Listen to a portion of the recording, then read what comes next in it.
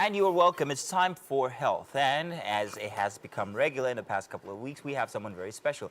Dr. Perfecta is in the house once again. And today we have a very special topic. Today we're talking how mental stress can actually translate into physical pain. Of course, you know her as an alternate health practitioner. And we always love to have you here on the show. Welcome once again. Thank you for having me. Grand. So I've always been one who tells, anybody who cares to listen to me that it's mind over, actually that's Titi. Titi says this a lot. Mind over body. What you think is what manifests. And I'm glad that we're talking about this today, how mental, your mental state can actually begin to seem physical. Right. But you're the experts, so tell us exactly how that translates. Okay, so let me start with the fact that when a person is dealing with stress, no part of the person's body is immune to it. So be it the emotions or be it the behaviors or even the physical health can be affected, right? And then everyone goes through stress, one form of stress or the other. And our bodies are like well equipped to handle them in small doses. However, when it becomes like chronic long-term, that's when it now begins to pose a cost to the person's physical health or any other part of the person's body. So another thing about people when it comes to stress is that now, when it comes to that, for me, I can say that this matter of stress is fine. And then for you, you'll be like, if you have to stay under that manner of stress, that is going to be too much for you to handle. So stress differs for people, right? But the problem now is people don't even know when they are stressed. Exactly. Because, I mean, even if it's, I'll use the instance of having a little rock in your shoe. You might be comfortable when you put it on, even if it's just a little prick. But if you wear that for like an entire day, it becomes such an annoying thing. Right. So people don't realize when they are inside a stress situation. Sometimes they just overlook it. Right. But then it has a way of affecting you mentally and, as you say now, physically. Physically. But what do I do, or how can I guard against those little stresses or stressors that might become something that I can't deal with eventually? Okay, so it's also going back to the part that everyone needs to understand their bodies, right? So because you know that if you put it on for like a couple of hours, it's fine. But then when it's more than that couple of hours, then it becomes like a form of, giving you so much stress or mental work there. You need to understand that this time is not good enough for me. So everyone needs to understand their stressors. I'll say that again, because instead of repressing it, it's not even just about the shoe thing that you just described.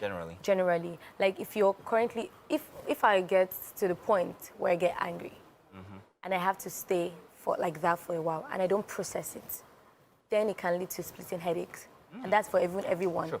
And then if I stay at that same point for a longer time, I won't be able to digest food properly. It can lead to digestive issues. I'm not talking about, I'm just using myself as a point of like, example right now. But then it's like that for most people, right? Because that's another form of physical pain that it has like manifested into. So if a person is dealing with maybe so much responsibilities and the person feels like I'm carrying the weight of the world on my shoulders, it can manifest as shoulder pain.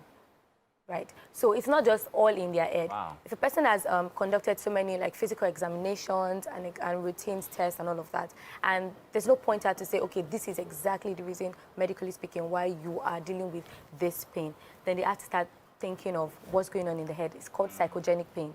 Psychogenic. Say that again. Psychogenic pain. It's the relationship between when emotional stress leads to physical pain.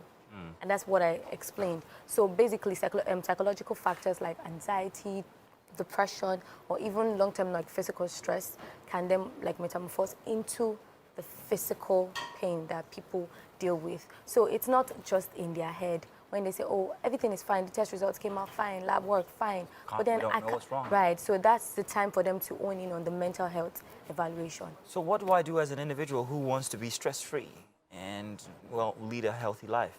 Starting with my identification. Yes, identify your That's stress. a long process because you actually have to go through these instances to be able to relate to them and say this and this is the problem. I don't want to even go through them. I just want to already be stress-free. Okay, then I'll say understand your body.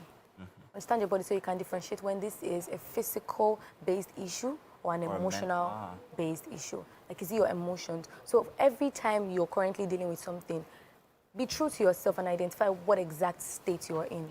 Are you angry? Are you sad? Is it this? Is it that? So many people always want to shy away from what emotion they are currently feeling. And so they repress it. And then consistently repressing it can So what advice do you give to people who are constantly in that state of anger or who are always perhaps maybe any little thing irritates them? Do you think that they stand big risks when it comes to their physical health as well? Yes, they do. Because when you stay longer in that emotion, it can start impairing other organ function and then lead to physical So pain. at the end of the day, it's a social thing. Our social environment and our social interactions also affect our health as well. Right. My mother used to say this. I never used to believe her. I mean, now here's a doctor telling me about this in my face. But it's actually, and I've experienced that myself. The longer I stay, and I try not to, I'm never angry for too long. I get very angry, but then again, that's just it. But I've experienced instances where I have this swelling just because I'm angry. My glands start to swell. I'm like, okay, maybe it's time to stop being angry. Now, what you just said, our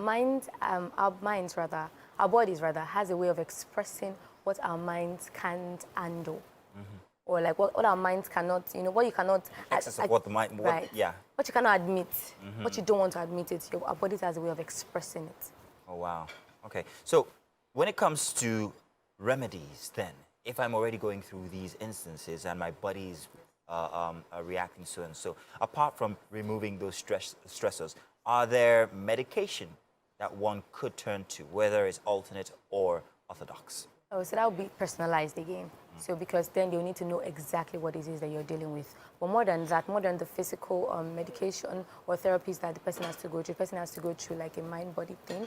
So where you get to talk therapy and all of that, or therapy, so that you get to, speak about what exactly it is, acknowledge the emotion, consider why you have it, identify positive behaviors to, nurture it, and then you basically obey all of that. The remedy is still a mental process as well. Right. Wow.